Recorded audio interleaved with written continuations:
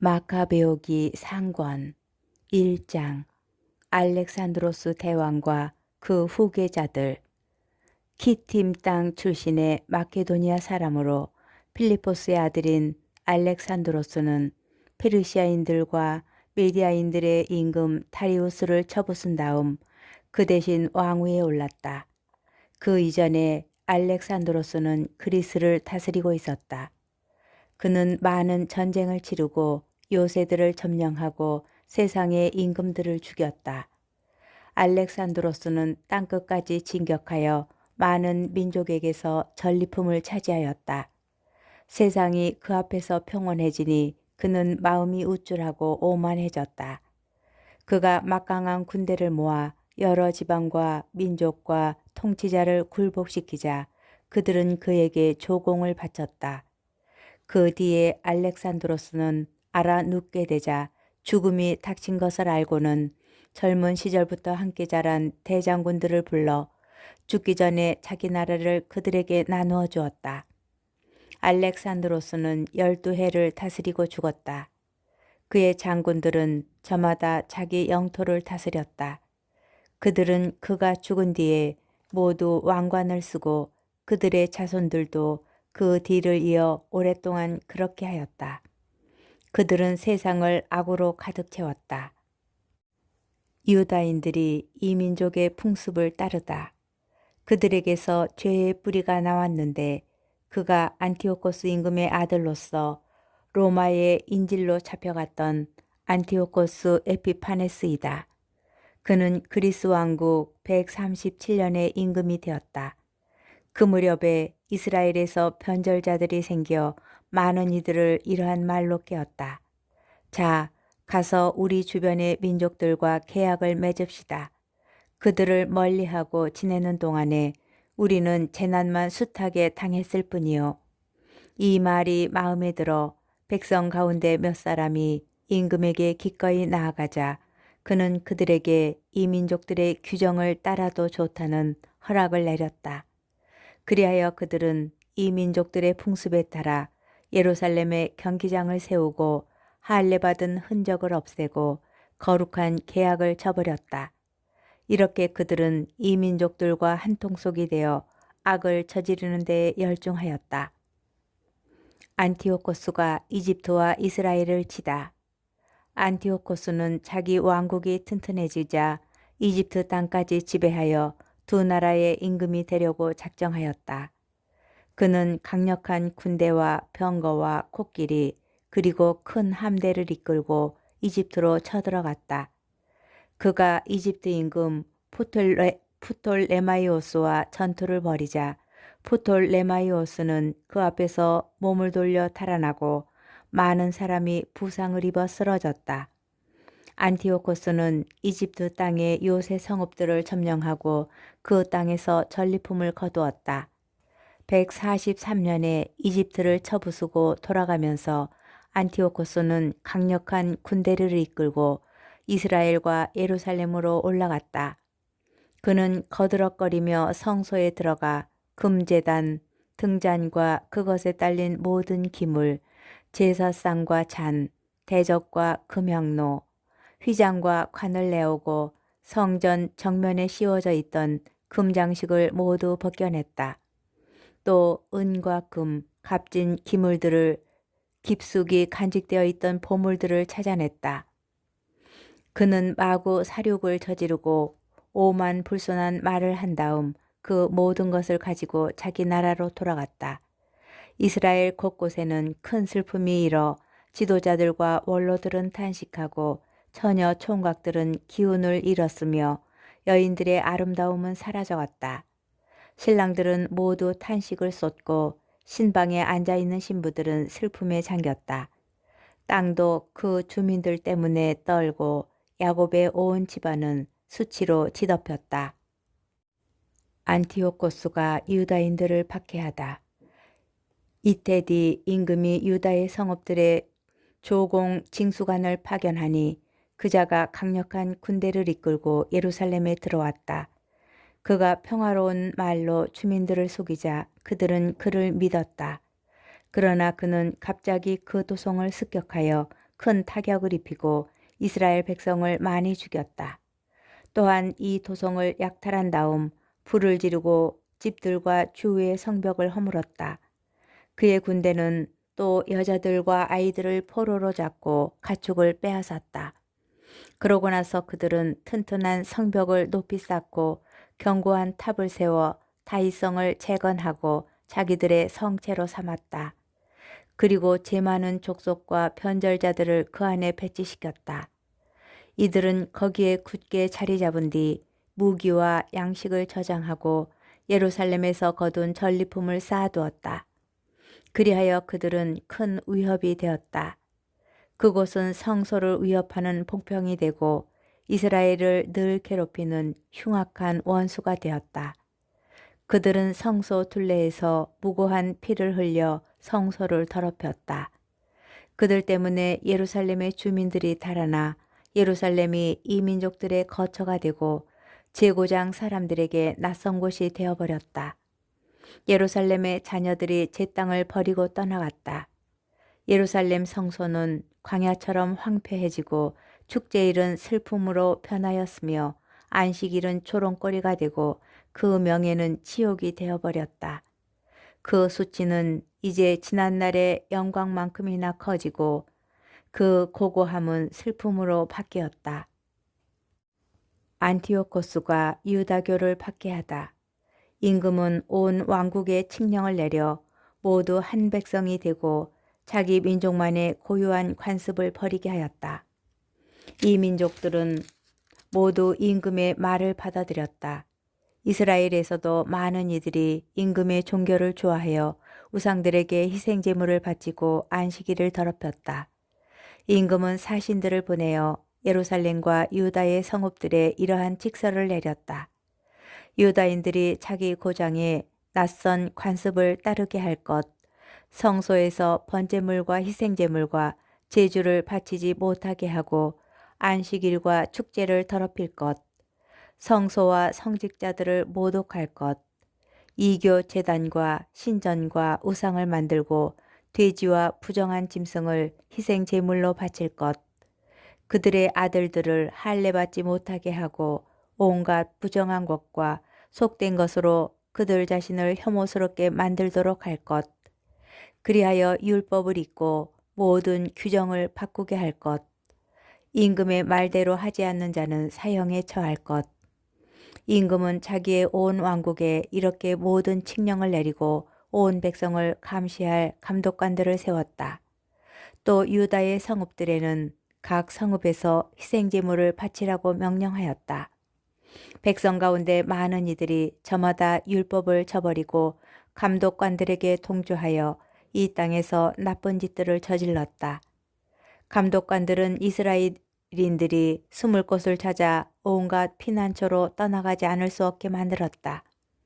145년 기슬레오달 15셋 날 안티오코스는 번제 제단 위에 황폐를 부르는 혐오스러운 것을 세웠다. 이어서 사람들이 주변의 유다 성읍들에 제단을 세우고 집 대문이나 거리에서 향을 피웠다. 율법서는 발견되는 대로 찢어 불태워버렸다. 계약의 책을 가지고 있다가 들키거나 율법을 따르는 이는 누구든지 왕명에 따라 사형에 처하였다. 그들은 이렇게 모든 성읍에서 달마다 눈에 띄는 대로 이스라엘인들에게 폭력을 휘두르곤 하였다. 매달 25셋 날에는 번제 제단 위에 있는 단에서 희생제물을 바쳤다. 제 아이들에게 할례를 베푼 부인들은 왕명에 따라 사형에 처하고 그 젖먹이들은 그들의 목에 매달았다. 그들의 집안 사람들과 또 아이들에게 할례를 베푼 이들까지 매달았다. 그러나 이스라엘에는 부정한 것을 먹지 않기로 굳게 결심한 이들도 많았다. 그들은 음식으로 더럽혀지거나 거룩한 계약을 모독하느니 차라리 죽기로 작정하였다. 그리고 그렇게 죽어갔다. 크나큰 진노가 이스라엘 위에 내린 것이다. 마카베오기 상권 2장. 마타티아스와 그의 5 아들. 그 무렵에 요아립 가문의 사제로서 시메온의 손자이며 요하난의 아들인 마따티아스가 예루살렘을 떠나 모데인의 자리를 잡았다. 그에게는 아들이 5 있었는데 갓디라고 하는 요하난, 타시라고 하는 시몬, 마카베오라고 하는 유다, 하오아란이라고 하는 엘아자르, 그리고 아푸스라고 하는 요나탄이다. 마따티아스는 유다와 예루살렘에서 하느님을 모독하는 짓들이 벌어지는 것을 보고 이렇게 말하였다. 아, 슬프다. 나는 왜 태어나서 내 백성이 망하고 거룩한 도성이 망하는 것을 보아야 하는가. 사람들은 그곳이 원수들 손에 넘어가고 성소가 이민족들 손에 넘어갈 때 그냥 앉아 있을 수밖에 없었네. 성전은 볼품없는 남자처럼 되고 영광스러운 기물들은 노략질을 당하여 빼앗겼네. 그곳의 어린이들은 거리에서 학살당하고 젊은이들은 적군의 칼에 쓰러졌네. 이 나라를 나누어 먹지 않은 민족이 어디 있는가? 이 나라의 재물을 약탈하지 않은 민족이 어디 있는가? 이 나라의 모든 장식을 앗아가 버렸네. 자유의 몸이 노이가 되어버렸네. 보라, 우리의 거룩한 곳, 우리의 아름다움이요 영광이던 곳이 폐허가 되었네. 이 민족들이 그곳을 더럽혀 버렸네. 우리가 더 살아 무엇하리요? 마따티아스와 그 아들들은 저마다 제 옷을 찢은 다음 자루옷을 두르고 크게 슬퍼하였다. 마타티아스가 이 민족들의 제사를 거부하다. 배교를 강요하는 임금의 관리들이 모데인에서도 제물을 바치게 하려고 그 성읍으로 갔다. 이스라엘에서 많은 사람이 그 관리들 편에 가담하였지만 마타티아스와 그 아들들은 한데 뭉쳤다. 그러자 임금의 관리들이 마타티아스에게 말하였다. 당신은 이 성읍의 지도자일 뿐만 아니라 존경을 받는 큰 사람이며 아들들과 형제들에게도 지지를 받고 있어. 모든 민족들과 유다 사람들과 예루살렘의 남은 자들처럼 당신도 앞장서서 왕명을 따르시오. 그러면 당신과 당신 아들들은 임금님의 벗이 될 뿐만 아니라 은과 금과 많은 선물로 부귀를 누릴 것이요. 그러나 마타티아스는 큰 소리로 대답하였다. 임금의 왕국에 사는 모든 민족들이 그에게 복종하여 저마다 자기 조상들의 종교를 버리고 그의 명령을 따르기로 결정했다 하더라도 나와 내 아들들과 형제들은 우리 조상들의 계약을 따를 것이요. 우리가 율법과 규정을 저버리는 일은 결코 있을 수 없어. 우리는 임금의 말을 따르지도 않고 우리의 종교에서 오른쪽으로도 왼쪽으로도 벗어나지 않겠소. 그가 이 말을 마쳤을 때 어떤 유다 남자가 나오더니 모든 이가 보는 앞에서 왕명에 따라 모데인 제단 위에서 희생제물을 바치려고 하였다. 그것을 본 마타티아스는 열정이 타오르고 심장이 떨리고 의분이 치밀어 올랐다. 그는 달려가 제단 위에서 그 자를 쳐 죽였다. 그때 그는 제물을 바치라고 강요하는 임금의 신하도 죽이고 제단도 헐어버렸다. 이렇게 그는 전에 피느하스가 살루의 아들 지므리에게 한 것처럼 율법에 대한 열정을 드러냈다. 그러고 나서 마타티아스는 그 성읍에서 율법에 대한 열정이 뜨겁고 계약을 지지하는 이는 모두 나를 따라 나서시오 하고 큰 소리로 외쳤다. 그리고 그와 그의 아들들은 가지고 있던 모든 것을 성읍에 남겨둔 채 산으로 달아났다. 마타티아스의 투쟁. 그때에 정의와 공정을 추구하는 많은 이들이 광야로 내려가서 거기에 자리를 잡았다. 그들만이 아니라 그들의 아들과 아내 그리고 가축까지 그렇게 하였다. 불행이 그들을 짓누르고 있었기 때문이다. 왕명을 거역한 이들이 광야의 피신처로 내려갔다는 보고가 예루살렘의 다윗성에 있던 임금의 신하들과 군사들에게 들어갔다. 그래서 큰 군대가 그들 뒤를 쫓아 나섰다. 그들을 따라잡은 그 군대는 맞은 쪽에 진을 치고 안식일에 그들을 공격할 채비를 갖추었다. 그러고는 그들에게 자, 이제 그만 나와서 임금님 말씀대로 하여라. 그래야 살 수 있다 하고 말하였다. 그러나 그들은 우리는 나가지 않는다. 그리고 임금의 말대로 하여 안식일을 더럽히지도 않겠다 하고 대답하였다. 그러자 곧 그들에게 공격이 퍼부어졌다. 그러나 그들은 대항하지 않았다. 돌을 던지지도 않고 자기들의 피신처를 봉쇄하지도 않고 우리는 모두 깨끗한 채로 죽겠다. 너희가 우리를 부당하게 죽였다는 것을 하늘과 땅이 증언해 줄 것이다 하고 말하였다. 이렇게 그들은 안식일에 공격을 받아 아내와 자녀와 가축과 더불어 죽어갔다. 죽은 이는 1000명이나 되었다.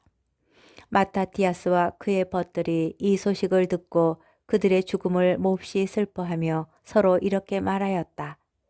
이 형제들이 한 것처럼 한다면 우리가 모두 목숨과 규정을 지키기 위하여 이 민족들과 싸우지 않는다면 이제 곧 그들은 이 땅에서 우리를 몰살시킬 것이다. 그날에 그들은 이렇게 결의하였다. 안식일에 우리를 공격해오는 자가 있으면 그가 누구든 맞서 싸우자. 그래야 피신처에서 죽어간 형제들처럼 우리가 모두 죽는 일이 없을 것이다. 그때 한 무리의 하시드인들이 그들과 합류하였다. 그들은 이스라엘의 용맹한 전사들이며 모두 율법에 헌신하는 이들이었다. 재난을 피하여 달아난 이들도 모두 그들과 합세하여 그들을 지지하였다. 그들은 군대를 조직하여 분노를 터뜨리며 죄인들을 쳐부수고 격분을 터뜨리며 무도한 자들을 쳐부수었다. 살아남은 자들은 목숨을 구하려고 이 민족들에게 달아났다. 마타티아스와 그의 벗들은 그 일대를 돌아다니며 제단들을 헐어버리고 이스라엘 영토 안에서 할례를 받지 않은 아이들을 찾아내어 모두 강제로 할례를 베풀었다. 그들은 또 교만한 자들을 쫓아냈다. 그들이 하는 일은 다 잘되어 갔다. 그들은 이 민족들의 손과 임금들의 손에서 율법을 되찾고 죄인에게 승리할 기회를 주지 않았다. 마타티아스의 유언과 죽음. 마타티아스는 죽을 날이 다가오자 자기 아들들에게 말하였다. 지금은 교만과 냉소가 득세하고 있다. 멸망의 때며 격렬한 분노의 때다. 애들아, 이제 너희는 율법을 위하여 열성을 다하고 우리 조상들의 계약을 위하여 목숨을 바쳐라. 우리 조상들이 그들 세대에 하였던 일들을 기억하여라. 그러면 너희는 큰 영광과 영원한 이름을 얻을 것이다. 아브라함은 시련 가운데에서 믿음을 지켜 그것이 그의 의로움으로 인정받지 않았느냐.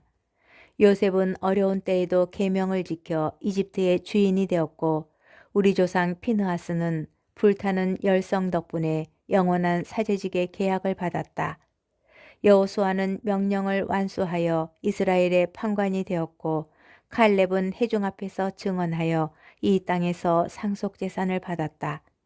다윗은 충실한 덕분에 영원한 왕좌를 차지하였고 엘리야는 율법에 대한 불타는 열성 덕분에 하늘로 들려 올라갔다.